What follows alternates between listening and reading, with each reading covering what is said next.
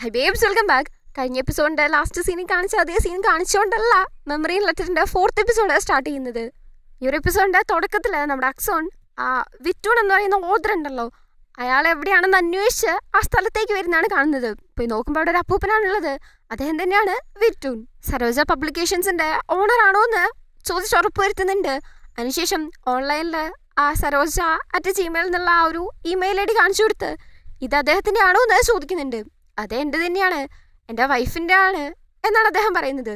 ഞാൻ അവളെ ഒരുപാട് സ്നേഹിച്ചിരുന്നു, പക്ഷേ അവളില്ലാത്ത ആ ഒരു സന്ദർഭത്തിൽ ആ ഒരു സ്ഥലം എനിക്ക് നോക്കി നടത്താൻ താല്പര്യമില്ലായിരുന്നു, അതുകൊണ്ടാണ് വിറ്റത് എന്ന് വിറ്റു. വൈഫിനെ ഒരുപാട് സ്നേഹിച്ചിരുന്നത് കൊണ്ട് തന്നെ ആള് ഭയങ്കര വിഷമത്തിലാണുള്ളത്.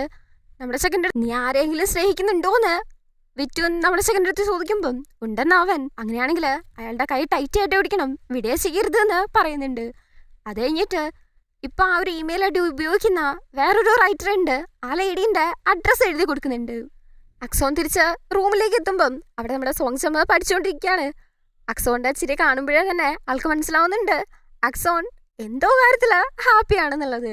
ഞാൻ റൈറ്ററിന്റെ അഡ്രസ്സ് കിട്ടിയെന്ന് പറയുമ്പം സോങ് ഹാപ്പി ആവുന്നുണ്ട്. അഡ്രസ്സൊക്കെ കിട്ടിയെങ്കിലും ആ ലേഡീനെ കാണാൻ പറ്റുമെന്ന് ആലോചിച്ചുകൊണ്ടാണ് അക്സോൺ നിൽക്കുന്നത്. നമ്മുടെ സ്റ്റോറി അവർക്ക് അറിയാമെങ്കിൽ ഉറപ്പായിട്ടും അവര് നിന്നെ വെയിറ്റ് ചെയ്ത് നിൽക്കുമായിരിക്കുന്നതാണ് സോങ് പറയുന്നത്. നമ്മുടെ കഥ ഇപ്പം നോവലിലുള്ള പോലെയാണ്, ഹൊറർ നോവൽ അങ്ങനെ ഇങ്ങനെയെന്നൊക്കെ പറഞ്ഞ രണ്ടുപേരും കൂടെ സംസാരിച്ചിരിക്കുന്നതിനിടയ്ക്ക് ഭയങ്കര ഫീലിങ്സില് അക്സോൺ ആലോചിച്ച് നോക്കുന്നുണ്ട് വിറ്റോൺ പറഞ്ഞ കാര്യം. നിനക്ക് അഥവാ ആരെങ്കിലും ഇഷ്ടമാണെങ്കിൽ അയാൾ ഇപ്പോഴും ജീവനോട് ഉണ്ടെങ്കിൽ നീ അയാളുടെ കൈയെ ടൈറ്റായിട്ട് പിടിക്കണം എന്ന് പറഞ്ഞായിരുന്നല്ലോ. അതുപോലെ വെച്ച് സോങ്ങിൻ്റെ അടുത്ത് ചോദിക്കുന്നുണ്ട് ഞാൻ നിന്റെ കൈ പിടിച്ചോട്ടെ എന്നും പറഞ്ഞ അക്സോൺ മിററിലേക്ക് ആ കൈ വെക്കുന്നുണ്ട്. തിരിച്ച് സോങ് വെക്കുന്നുണ്ട്. അങ്ങനെ രണ്ടുപേരും കണ്ണിലേക്ക് നോക്കി കുറച്ച് അവിടെ നിൽക്കുന്നുണ്ട്. അങ്ങനെ നെക്സ്റ്റ് സീനിൽ അക്സോൺ ബുക്ക് സ്റ്റോറി വന്നിട്ട് ഓണറുടെ അടുത്ത് പറയുന്നുണ്ട് ഇന്ന് വർക്ക് കഴിഞ്ഞ് ഞാൻ കുറച്ച് നേരത്തെ പൊക്കോട്ടെ എന്ന്. ഓദറിൻ്റെ കാര്യത്തിനാണോ എന്ന് ചോദിക്കുമ്പം അതിൽ നിന്ന് നമ്മുടെ ചെക്കനും അഡ്രസ്സ് എത്തിയിട്ടുണ്ട് എന്ന് പറയുവാണ്. പക്ഷെ ഇന്ന് നിനക്ക് എൻ്റെ കാർ എടുത്തിട്ട് പോകാൻ പറ്റില്ലല്ലോ, അത് റിപ്പയർ ആയിട്ടിരിക്കുകയാണെന്ന് ഓണർ. സാരമില്ല, ഞാൻ റെന്റിനൊരു കാർ വിളിച്ചോളാം എന്ന് പറഞ്ഞ് നമ്മുടെ ചെക്കൻ നിൽക്കുമ്പോഴാണ് ഓണർ ചോദിക്കുന്നത് എന്നാ പിന്നെ ക്യോനെ വിളിച്ചുകൂടെയെന്ന്. വേണ്ട, വെറുതെ എന്തിനാ ബുദ്ധിമുട്ടിക്കുന്നതെന്ന് പറഞ്ഞ് അക്സോൺ നിൽക്കുമ്പോഴേക്കും എനിക്കൊരു ബുദ്ധിമുട്ടില്ല, ഞാൻ നിന്നെ കൊണ്ടുവിടാമെന്ന് പറഞ്ഞ് അങ്ങോട്ടേക്ക് ക്യോ വരുവാണ്. എപ്പോൾ നോക്കിയാലും ഇങ്ങനെ എങ്ങനെയാണെന്തോ ഇങ്ങനെ വരുന്നത്. ഇതൊന്നും അത്ര കോയിൻസിഡൻസ് ആയിട്ട് തോന്നുന്നില്ല. ഇങ്ങനെ കാണുമ്പോൾ എന്തൊക്കെയൊക്കെയോ സംശയം തോന്നുന്നുണ്ട്. എനിവേസ് രണ്ടുപേരും കൂടെ ഒരുമിച്ച് തന്നെയാണ് പോകുന്നത്. പോകുന്ന സമയത്ത് നമ്മുടെ ചെക്കൻ കുറേ ബുക്സ് വായിക്കുന്നുണ്ടല്ലോ, അതും ക്യോ പറഞ്ഞു കൊടുത്തിട്ടാണല്ലോ. അതിനെക്കുറിച്ചൊക്കെ സംസാരിച്ചാണ് വരുന്നത്. അതിൻ്റെ ഇടയ്ക്ക് അങ്ങേരാണെങ്കിൽ ഇവരെ കോയിൻസിഡൻസ് ആയിട്ടാണ് മീറ്റ് ചെയ്യുന്നതെന്നാണ് അങ്ങേര് പറയുന്നത്. നമ്മുടെ അക്സോണിന് വരെ സംശയം ഉണ്ടായിരുന്നു, പക്ഷെ അങ്ങേര് അങ്ങനെ പറയുമ്പം ശരി ഓക്കെ എന്ന് വിശ്വസിക്കുന്നുണ്ട്. അവൻ കുറേ ബുക്സും കൂടെ വായിക്കുന്നതാണല്ലോ. നിന്നെ കോൺഫിഡൻസ് ആയിട്ട് ഇങ്ങനെ മീറ്റ് ചെയ്യിപ്പിക്കുന്നതിന് നിന്നെ ഇങ്ങനെ കൊണ്ടുവിടാൻ പറ്റുന്നതിൽ ഞാൻ നന്ദി പറയുന്നു എന്നും പറഞ്ഞുകൊണ്ടാണ് അങ്ങേര് നിൽക്കുന്നത്. അങ്ങേരുടെ സംസാരം കേട്ടാൽ തന്നെ അറിയാം അക്സോണിന് ഇഷ്ടമാണെന്ന്. പക്ഷെ കണ്ടിട്ട് മൊത്തത്തിലൊരു കോംപ്ലിക്കേഷൻ ഉണ്ട്. ഇവർ ഓദറിൻ്റെ അടുത്തേക്ക് എത്തുന്നത് നൈറ്റാണ്. അവരാണെങ്കിൽ കറക്റ്റ് പുറത്തേക്ക് ഇറങ്ങിയിരുന്ന സമയത്താണ് ഇവരങ്ങോട്ടേക്ക് ചെല്ലുന്നത്. അങ്ങനെ ഈ ഒരു മെമ്മറി ലെറ്റർ എന്ന് പറയുന്ന നോവൽ എഴുതുന്നത് നിങ്ങളാണോ എന്ന് ചോദിച്ച് ഇവരകത്തു വരുന്നത് സംസാരിക്കുന്നുണ്ട്. ആർക്കെങ്കിലും വിശ്വസിക്കാൻ പറ്റുമോ ഈ അക്സോണിൻ്റെയും സോങ്ങിൻ്റെയും കാര്യം ഒറിജിനൽ ആണെന്ന് പറഞ്ഞാൽ? അതേപോലെ തന്നെയാണ് ചേച്ചിയും. ജസ്റ്റ് ഒരു ഫിക്ഷണൽ സ്റ്റോറി അത്രയും നല്ല നിലയ്ക്ക് ആ ചേച്ചി അത് എടുക്കുന്നുള്ളൂ. ഇങ്ങനെ ശരിക്കും ഇങ്ങനെ നടക്കുന്നുണ്ട് എന്നൊക്കെ പറയുമ്പം അതൊന്നും നടക്കത്തില്ലെന്നും പറഞ്ഞാണ് ചേച്ചി ഇരിക്കുന്നത്. ഇവരെ വിശ്വസിക്കുന്നില്ലെന്ന് മനസ്സിലാവുമ്പം നമ്മുടെ ചെക്കൻ അടുത്ത എപ്പിസോഡിൽ എന്താ എഴുതാൻ പോകുന്നത് എന്ന് പറയുന്നുണ്ട്. റൂഫ് ടോപ്പിലിരുന്ന് മീറ്റിയോ ഷവറെ കാണാൻ പോകുന്നതല്ലേ എന്ന്. അപ്പോഴാ ലേഡി വിശ്വസിക്കുന്നില്ല. ഇതൊക്കെ റീഡേഴ്സിന് ഗസ് ചെയ്യാൻ പറ്റുന്നേ ഉള്ളൂ എന്ന് പറഞ്ഞുകൊണ്ടാണ് നിൽക്കുന്നത്. അപ്പോൾ നമ്മുടെ ചെക്കനാണെങ്കിൽ സോങ്ങും നമ്മുടെ ചെക്കനെ കൂടെ സംസാരിച്ചായിരുന്നല്ലോ, ആ മിറാക്കിള് ശരിക്കും നടക്കുന്നത് നിനക്ക് തോന്നുന്നുണ്ടോ എന്ന് ചോദിച്ച് എനിക്ക് തോന്നില്ലെന്നും പറഞ്ഞ് സോങ് റിപ്ലൈയും കൊടുത്തായിരുന്നല്ലോ. ആ ഒരു കാര്യം പറയുമ്പം അപ്പോഴാണ് ആ ലേഡി വിശ്വസിക്കുന്നത്.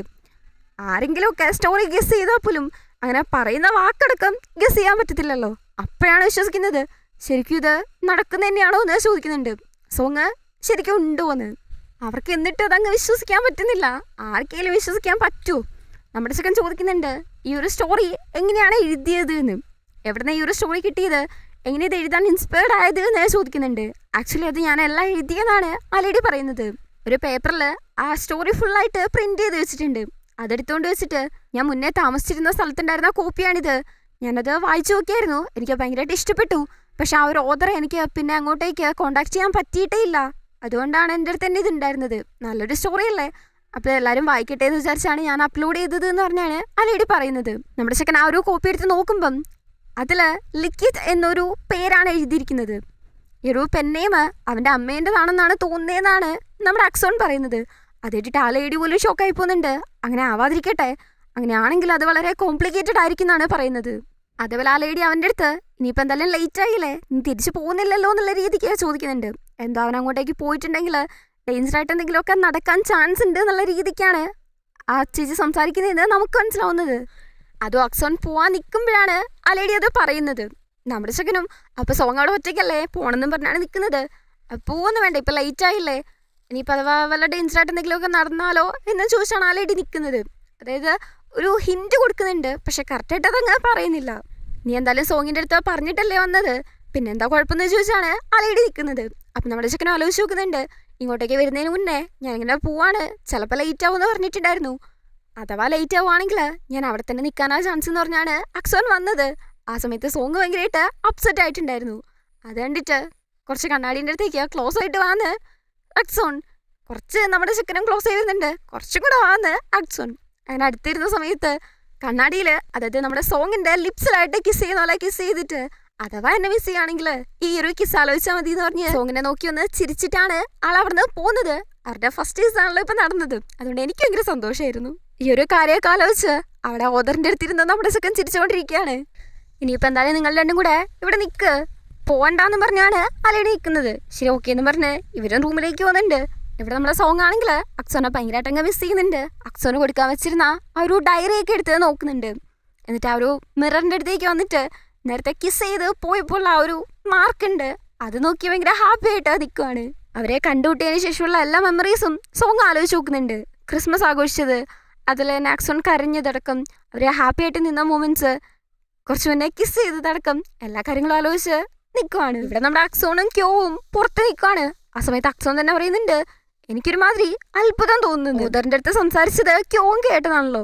പൊതുവെ വേറെ ആരെങ്കിലും ഒക്കെ ആണെങ്കിൽ എന്താ സംഭവം അങ്ങനെ കുറേ കാര്യങ്ങൾ ചോദിക്കുമായിരുന്നല്ലോ. അത് മാത്രമല്ല വിശ്വസിക്കത്തുമില്ല, ഭയങ്കരമായിട്ട് കൺഫ്യൂസ്ഡ് ആവും. പക്ഷേ ക്യോ ഒന്നും ചോദിക്കുന്നില്ല, കൺഫ്യൂസ്ഡ് ആയിട്ടില്ല, ഒന്നുമില്ല. അങ്ങനെ നടക്കാൻ ചാൻസ് ഉണ്ടല്ലോ, അതുകൊണ്ടാണെന്നാണ് ക്യോ പറയുന്നത്. പക്ഷെ തനിക്ക് പോലും ഇതുവരെ വിശ്വസിക്കാൻ പറ്റിയിട്ടില്ലെന്നാണ് നമ്മുടെ ചെക്കൻ പറയുന്നത്. നമ്മൾ കണ്ടുമുട്ടിയതിന് ശേഷം ഒന്നും തന്നെ ഇമ്പോസിബിൾ ആയിട്ടില്ലെന്നാണ് ക്യോ പറയുന്നത്.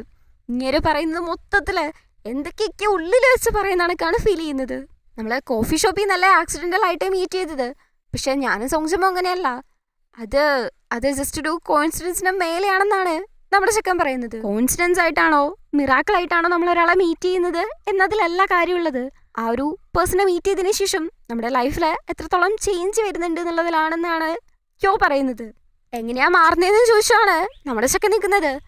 നമ്മൾ കൂടുതൽ ഹാപ്പി ആവുകയാണെങ്കിൽ കോയിൻസിഡൻസ് ആണോ അതോ മിറാക്കിൾ ആണോ എന്നുള്ളതൊന്നും ഇമ്പോർട്ടൻ്റ് അല്ലെന്ന് പറഞ്ഞാണ് ക്യോ നിൽക്കുന്നത്. ഇതിൻ്റെ ഇടയ്ക്ക് ഞാനൊരു കാര്യം പറയാൻ വിട്ടുപോയിട്ടുണ്ടായിരുന്നു. നമ്മൾ നേരത്തെ സോങ്ങിനെ കാണിച്ചായിരുന്നല്ലോ, ആ സമയത്ത് ആൾ ആലോചിച്ചാണ്, ആ സമയത്ത് അത് ഞാൻ പറയാൻ വിട്ടുപോയായിരുന്നു. സോങ് മിററിലേക്ക് വന്ന് നോക്കുന്ന സമയത്ത് അന്ന് ആ ഒരു ബിൽഡിങ്ങിൻ്റെ ഓണർ വന്ന് നോക്കിയായിരുന്നല്ലോ നമ്മുടെ ചെക്കൻ്റെ റൂമിൽ വെള്ളം പോയ സമയത്ത്. ആ ഒരു സമയത്ത് ആ ലേഡി കണ്ണാടി നോക്കി അലറി വിളിച്ച് പോയതിന് ശേഷം നമ്മുടെ ചെക്കൻ ആ ഒരു മിററിലേക്ക് നോക്കുന്നുണ്ട്. നോക്കുമ്പം അതിൻ്റെ അടിയിൽ കൂടിയും മിററിൻ്റെ സൈഡിലുള്ള ആ ഒരു വിടവുണ്ടല്ലോ, അതിൽ കൂടിയും ഉള്ളിലേക്ക് വെള്ളം വരുന്നുണ്ടായിരുന്നു. അങ്ങനെ നോക്കുകയാണെങ്കിൽ ആ മിറർ ഇല്ലെങ്കിൽ സോങ്ങിനെ മിക്കവാറും അക്സോൻ്റെ റൂമിലേക്ക് പോകാൻ പറ്റണം. എന്തായാലും അക്സോൻ്റെ കൂടെ നിൽക്കാൻ വേണ്ടിയിട്ട് എന്ത് വേണമെങ്കിലും ചെയ്യാൻ തയ്യാറായിട്ടാണ് സോങ് നിൽക്കുന്നത്. ഓക്കെ, ഇനി നമുക്ക് ഇവിടേക്ക് വരാം. ക്യോ കുറച്ചും കൂടെ അടുത്തേക്ക് നിന്നിട്ട് നമ്മുടെ സെക്കൻഡ് അടുത്ത് ചോദിക്കുന്നുണ്ട്, നിനക്ക് സോങ്ങിനെ ഇഷ്ടമാണല്ലേ എന്ന്. ഇതുവരേക്കും എനിക്ക് തന്നെ അറിയത്തില്ല അത് ലവാണോ അതോ ഇപ്പം നടക്കുന്നത് ശരിക്കും ഉള്ളതാണോ എന്ന് പോലും എനിക്ക് മനസ്സിലാവുന്നില്ലെന്നും പറഞ്ഞുകൊണ്ടാണ് അക്സോൺ നിൽക്കുന്നത്. ഇക്കാര്യത്തിൽ ഞാൻ എന്നെ ഗൈഡ് ചെയ്യണോ പറഞ്ഞു തരണോന്ന് ചോദിച്ച് അവർ കുറച്ച് നേരം സംസാരിക്കുന്നുണ്ട്. അതെനിക്ക് ക്യോ നമ്മുടെ അക്സോൻ്റെ അടുത്ത് പറഞ്ഞു കൊടുക്കുന്നുണ്ട്. അന്ന് ക്വാണ്ടം ഫിസിക്സിൻ്റെ കാര്യം ഞാൻ പറഞ്ഞില്ലായിരുന്നു, ഒരാൾ ഹേർട്ട് ആവുകയാണെങ്കിൽ മറ്റേയാളും ഹേർട്ട് ആവുന്നത്, അതുപോലെ ഒരാൾ ഹാപ്പി ആവുകയാണെങ്കിൽ മറ്റേയാളും ഹാപ്പി ആവും. ഇതാണ് ലവ് എന്ന് പറഞ്ഞു കൊടുക്കുകയാണ്. അങ്ങനെയാണെങ്കിൽ എനിക്ക് മനസ്സിലായെന്ന് പറഞ്ഞുകൊണ്ടാണ് നമ്മുടെ ചെക്കൻ നിൽക്കുന്നത്. എനിക്ക് തൊണ്ടയ്ക്ക് അത്ര സുഖമില്ല, അതുകൊണ്ടാണ് ഇങ്ങനെ ഇടയ്ക്കിടയ്ക്ക് ഇങ്ങനെ പതറിയെ കൂട്ടും ഒരുമാതിരിക്കുള്ള ഒരു സൗണ്ട് കേൾക്കുന്നത്. ജസ്റ്റ് ആയിട്ടൊന്ന് അഡ്ജസ്റ്റ് ചെയ്ത് കേട്ടോ. തിരിച്ചു പോകാൻ നിൽക്കുന്ന അക്സോണിനും ക്യോക്കും ആ ഒരു ഓർഡർ, ആ ഒരു പ്രിൻ്റ് ഉണ്ടല്ലോ അതെടുത്ത് കൊടുക്കുന്നുണ്ട്. നീ ഇത് കൊണ്ടോക്കോ, വീട്ടിൽ പോയിരുന്ന വായിക്ക്, ഞാനെന്തായാലും ഇനി ഇത് അപ്ലോഡ് ചെയ്യുന്നില്ല എന്ന് പറയുവാണ്. അതെന്ത് പറ്റിയെന്ന് അക്സോൺ, അതെന്താണ് കാരണം എന്ന് നിനക്കത് വായിച്ചു നോക്കുമ്പോൾ മനസ്സിലാവുമെന്ന് പറഞ്ഞാണ് ആ ലേഡി നിൽക്കുന്നത്. അപ്പം എന്തോ കാര്യമായിട്ട് നടക്കാൻ പോകുന്നുണ്ടെന്ന് ഉറപ്പാണ്. അങ്ങനെ ക്യോവും അക്സോണും കൂടെ തിരിച്ചു വരുന്ന സമയത്ത് അക്സോൺ ആ ഒരു പേപ്പറിലേക്ക് തന്നെയാണ് നോക്കിയിരിക്കുന്നത്, വായിക്കുന്നില്ല. അത് കണ്ടിട്ട് ക്യോ ചോദിക്കുന്നുണ്ട്, എന്ത് പറ്റി നിനക്കത് വായിക്കാൻ തോന്നുന്നില്ലേ എന്ന്. തോന്നൊക്കെ ഉണ്ട്, പക്ഷെ അത് വായിച്ചാൽ ശരിയാവത്തില്ല, അങ്ങനെ തന്നെ ഇരിക്കട്ടെ എന്ന് പറഞ്ഞാണ് അക്സോ നിൽക്കുന്നത്. എന്താ നടക്കാമെന്ന് അറിയല്ലോ, അപ്പം പിന്നെ എങ്ങനെയാ ശരിയാവാമെന്നും ചോദിച്ച്. നീ ഇപ്പം എന്തായാലും വീട്ടിൽ പോയാലും അത് വായിക്കും. അപ്പം പിന്നെ ഇപ്പോഴേ വായിക്കുന്നതിന് എന്താ കുഴപ്പം, വായിക്ക് എന്ന് പറഞ്ഞാണ് ക്യോ നിൽക്കുന്നത്. നിങ്ങൾക്ക് എപ്പോഴും നല്ല ഐഡിയ വരാറുള്ളത് എന്ന് പറഞ്ഞ് അക്സോൺ അത് വായിക്കാൻ വേണ്ടി തീരുമാനിക്കുന്നുണ്ട്.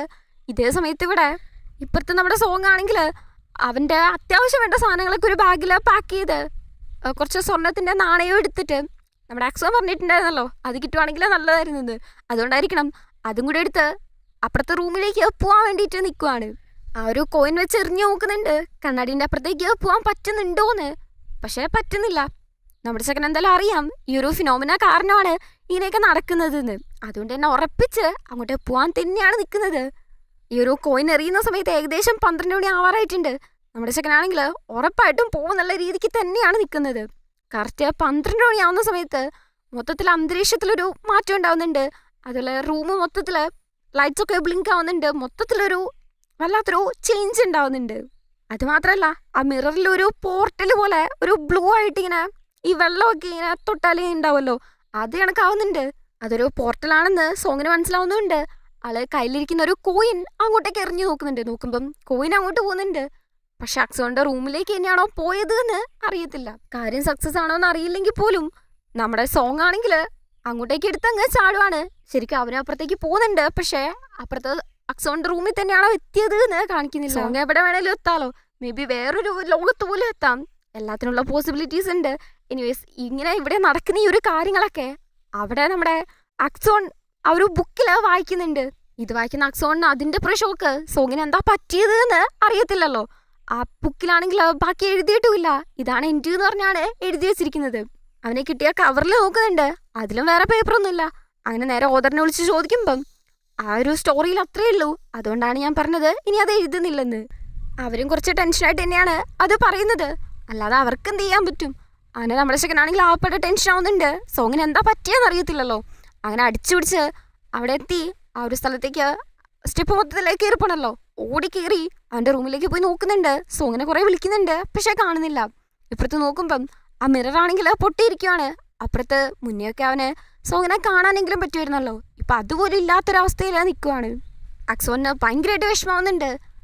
കഴിഞ്ഞ ദിവസം റൂഫിലിരുന്ന് സോങ്ങിൻ്റെ അടുത്ത് സംസാരിച്ചായിരുന്നല്ലോ, ആ ഒരു കാര്യമൊക്കെ ആലോചിക്കുന്നുണ്ട്. ഞാൻ നിൻ്റെ അടുത്തേക്ക് വരാൻ വേണ്ടിയിട്ട് എന്ത് വേണേലും ചെയ്യും, ഞാൻ ഉറപ്പായിട്ടും ഡിസപ്പിയർ ആവത്തില്ല എന്നൊക്കെ പറഞ്ഞ് പ്രോമിസ് ഒക്കെ ചെയ്തായിരുന്നല്ലോ. ആ ഒരു കാര്യമൊക്കെ ആലോചിച്ച് ഭയങ്കരമായിട്ട് വിഷമിക്കുന്നുണ്ട്, ഭയങ്കരമായിട്ട് കരയുന്നുണ്ട്. സോങ്ങിന് എന്താണ് പറ്റിയെന്ന് പോലും അറിയത്തില്ല. ഭയങ്കരമായിട്ട് നമ്മുടെ ചെക്കൻ കരയുന്നതും കാണിച്ചുകൊണ്ടാണ് ഈ ഒരു എപ്പിസോഡ് കഴിയുന്നത്. ഒരുമാതിരി ഒടുക്കത്തെ ട്വിസ്റ്റിലായി പോയി വന്നുകൊണ്ട് നിർത്തിയത്. ഇനിയിപ്പോൾ അടുത്ത എപ്പിസോഡിൽ എന്താ നടക്കാമെന്ന് നമുക്ക് നോക്കാം. എന്തായാലും അത് വന്നിട്ടുണ്ട്, അതുകൊണ്ട് വലിയ സീനില്ല. ഐ മീൻ ഒരാഴ്ച ഒന്ന് വെയിറ്റ് ചെയ്യണ്ട, നാളെ നമുക്ക് കാണാൻ പറ്റും എന്നാണ് ഞാൻ ഉദ്ദേശിച്ചത്.